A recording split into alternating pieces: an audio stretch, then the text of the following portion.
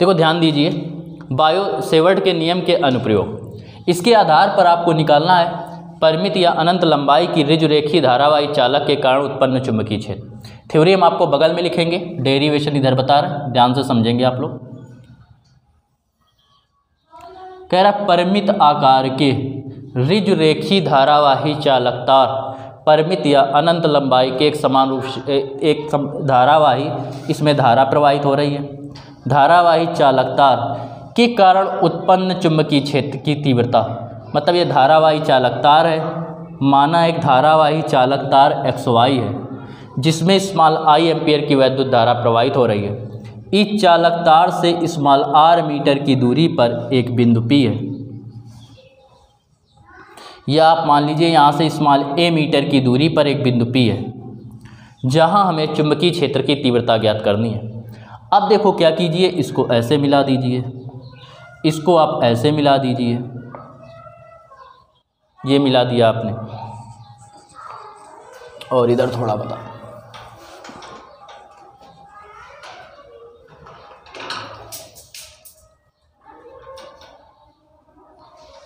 कहीं पे भी बिंदु ले सकते हैं, यहाँ ले सकते हैं, यहाँ ले सकते हैं, यहाँ ले सकते हैं, यहाँ भी ले सकते हैं, यहाँ पे सीधे ले सकते हैं, उससे कोई मायने नहीं रखता।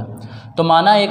अनंत लंबाई का एक समान रूप से आवेशित एक ऋजुरेखीय धारावाही चालक तार XY है जिसमें स्मॉल I एम्पियर की वैद्युत धारा प्रवाहित हो रही है। इस चालक तार से स्मॉल a मीटर की दूरी पर एक बिंदु P है जहां हमें चुंबकीय क्षेत्र की तीव्रता ज्ञात करनी है। इसको ऐसे मिला दीजिए, इसको ऐसे मिला दीजिए, या और थोड़ा बड़ा ले लो।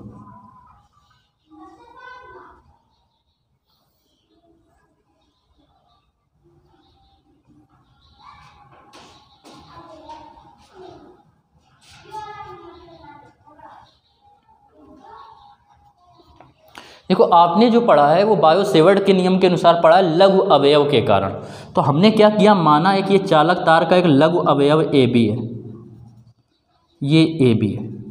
इसको अगर हम लोग ऐसे यहाँ से मिलाते हैं तो ये हमने देखा कि यहाँ से मान लिया है थीटा कोण बना रहा है। ये आपको दिख रहा है कि ये परपेंडिकुलर है, 90 अंश का कोण बना रहा है। अब त्रिभुज के चूंकि तीनों कोणों का योगफल 180 अंश होता है, ये 90 हो गया, ये थीटा हो गया, तो ये बचेगा 90 माइनस थीटा। कैसे बचेगा, त्रिभुज के तीनों कोणों का योगफल 180, तो पहला ये 90, दूसरा ये थीटा, इस वाले को आपको पता नहीं था, इसको x मान लिया बराबर 180 के, तो x इक्वल आ जाएगा 180, ये इस तरफ जाएगा माइनस 90, थीटा इस तरफ जाएगा माइनस थीटा, तो x इक्वल हो जाएगा 90 माइनस थीटा, ये x का मान आ गया, मतलब ये वाला एंगल आपका ये आ जाएगा 90 माइनस थीटा।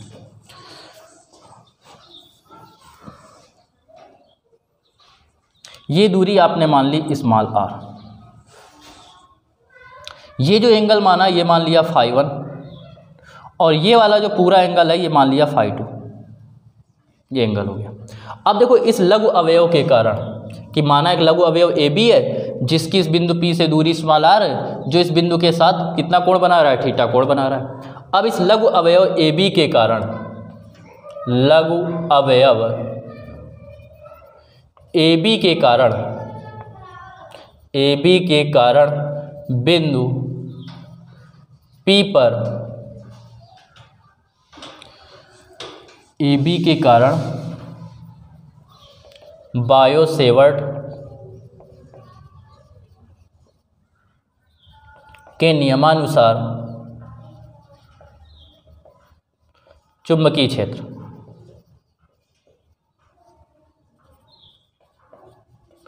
ये चुंबकीय क्षेत्र आप निकालेंगे dB बराबर पड़ा है μ0/4 पाई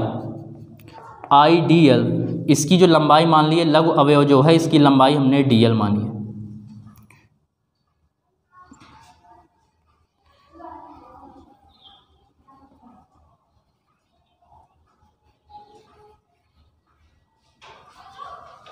IDL होता है साइन थीटा। थीटा आपको बताया था कि जब ऐसे बना था बायो सेवर्ट के नियम से, तो यहाँ वाला एंगल लेते थे थीटा, मतलब इसकी जो धारावाही चालक तार था और बिंदु P को मिलाने वाली रेखा के बीच बना कोण, धारावाही चालक तार ये और बिंदु P को मिलाने वाली रेखा ये, इसके बीच बना कोण है 90 माइनस थीटा, तो यहाँ लेंगे साइन 90 माइनस थीटा अपॉन दूरी दे रहा है r तो r स्क्वायर। तो dB का जो मान आएगा वो आ जाएगा mu naught upon 4 pi I D L sign 90 minus theta होता है cos theta upon r square. ये हो जाएगा। अब यहाँ आप इस पर बात करेंगे तो ये हो गया आपका इक्वेशन फर्स्ट, समीकरण पहला समीकरण हो गया।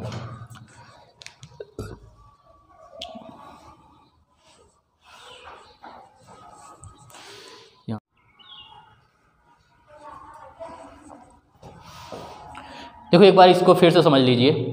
कह रहा था माना एक्स वाई एक चालधारा वाई चालक तार है, ठीक है,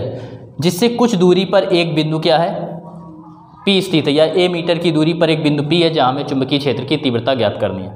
ठीक है। अब क्या किया कि इसको यहाँ से मान लिया कि ये बिंदु P है, ये ले लिया, यहाँ से क्या हो गई दूरी, यहाँ से हो गया a दूरी पर स्थित है। एक लघु अवयव माना, क्योंकि बायो-सेवर्ट के नियम के अनुसार आपने लघु अवयव के कारण पढ़ा तो लघु अवयव मान लिया AB, जिसकी लंबाई है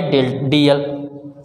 इसकी दूरी यहाँ से r, ये 90, ये थीटा, तो आ जाएगा 90 माइनस थीटा, क्योंकि त्रिभुज के तीनों कोणों का योगफल 180 अंश। ये 5 माना, ये वाला 5/2 माना। बायो-सेवर्ट का नियम लगाया तो होता है dB बराबर mu naught upon 4 pi I D L sine theta, theta की जगह रखेंगे 90 minus theta upon r square, sine 90 minus theta cos theta, तो ये हो गया कॉस थीटा। यहाँ तक क्लियर हो गया। अब इसके बाद ध्यान दीजिए, अब इस त्रिभुज में लेंगे त्रिभुज के मान लो O, B यहाँ ले लिया तो OPB में, OPB में, इसमें अगर कॉस थीटा लें, कॉस थीटा बराबर होता है आधार बटे का, इसके सामने वाला लंब 90 अंश के सामने वाला कर्ण, तो आधार बचेगा ये A अपॉन R, ये आ गया। यहाँ से अगर आप बात करें R की तो R का मान निकालें तो R बराबर आ जाएगा A अपॉन कॉस थीटा, ये आ गया R का मान। इसके बाद क्या करें, इसी में लें tan थीटा बराबर तथा tan थीटा बराबर होता है लंब बटे आधार, इसके सामने वाला लंब की जो लंबाई ले रहे हैं तो ये वाली लंबाई आ गई, लंब कह रहा है तो ये वाली लंबाई जो पूरी ले लीजिए, या आप L ले लीजिए, L, इस वाले को यहाँ से यहाँ तक जो ले लिया L ले लिया, L अपॉन बात करें तो आधार दे रहा है आपको A, तो L अपॉन A आ जाएगा। यहाँ से अगर आप L का मान निकालें तो आ जाएगा A tan थीटा, तो L बराबर आएगा A tan थीटा।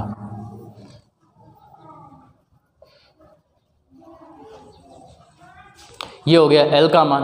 अब इसका क्या करो, दोनों पक्षों का अवकलन कर दीजिए।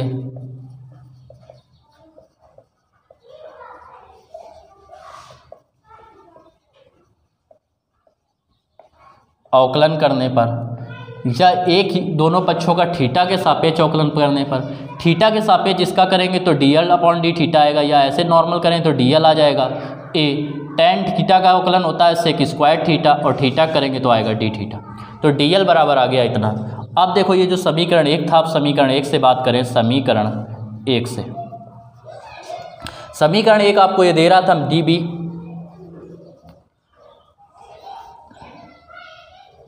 Equal mu naught upon 4 pi I D L cos theta, तो I D L cos theta बना रहने दीजिए अभी कॉस थीटा, डी एल की जगह देखो वैल्यू रख दो, डी एल बराबर आया है A sec square theta D theta upon into दे रहा था कॉस थीटा, अपॉन दे रहा है आर स्क्वायर, आर की वैल्यू यहाँ से लेंगे तो आएगा ए अपॉन कॉस थीटा, और स्क्वायर लगा है चूँकि आर बराबर ए अपॉन कॉस थीटा, यहाँ स्क्वायर है तो इसका स्क्वायर हो जाएगा A square upon cos square theta. तो डी बी का जो मान आएगा वो आएगा mu naught upon 4 pi I A sec को लिख सकते हैं 1 upon cos square theta D theta cos theta upon A square cos square theta,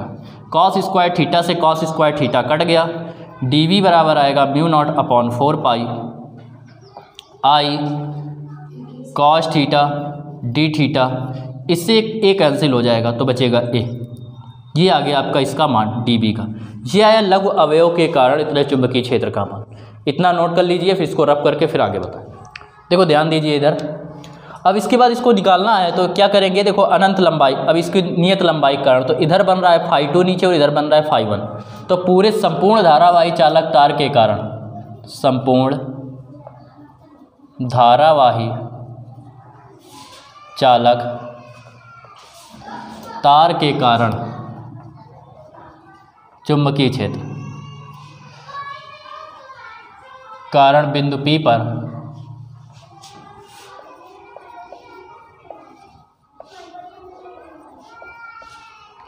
चुंबकीय क्षेत्र निकालेंगे। B बराबर, जब आपको बता चुके हैं, जब लघु अवयव के कारण दिया गया हो, संपूर्ण लंबाई के कारण निकालना हो, या छोटे भाग के लिए दिया गया हो, पूरे भाग के लिए निकालना हो, तो समाकलन करते हैं। तो इसका समाकलन करेंगे, इंटीग्रेशन कहाँ से ले रहे हैं, φ2 से, इधर है तो इसलिए माइनस में, ऊपर वाला प्लस में, μ0/4 pi I cos theta D theta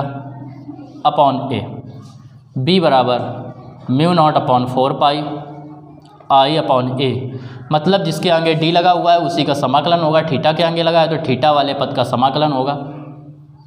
minus φ2 से φ1 cos theta D theta. B equal μ0/4 pi I upon A, cos theta का समाकलन होता है sin थीटा, वैल्यू रखेंगे माइनस φ2, ये φ1, लिमिट हो गई, लिमिट रखिए।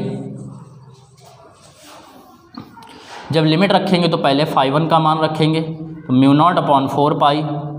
आई अपॉन ए, φ1 की जगह पे रखेंगे, थीटा की जगह φ1 तो साइन φ1, अपर जब लोअर जब लिमिट रखते हैं तो माइनस लगाते हैं, साइन माइनस के φ2, साइन माइनस थीटा होता है माइनस के साइन थीटा, तो B बराबर आ जाएगा μ0/4 pi I upon A sign φ1 और माइनस माइनस प्लस साइन φ2। मात्रक न्यूटन प्रति एम्पियर मीटर।